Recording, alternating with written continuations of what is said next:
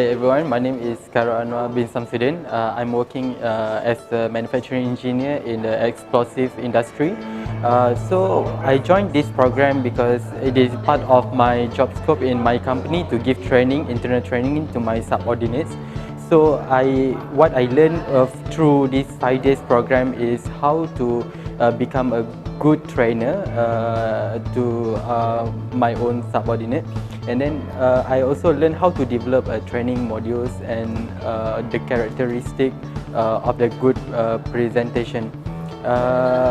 What I feel after attending this training is I feel I'm now become a better trainer compared to before I attend this training, because previously I have no idea how to develop the training, teaching analysis and other things as well. I just give the training based on my past experience, and it's not learned in any course before.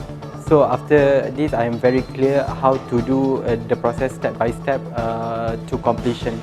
Yes, I'm certified trainer.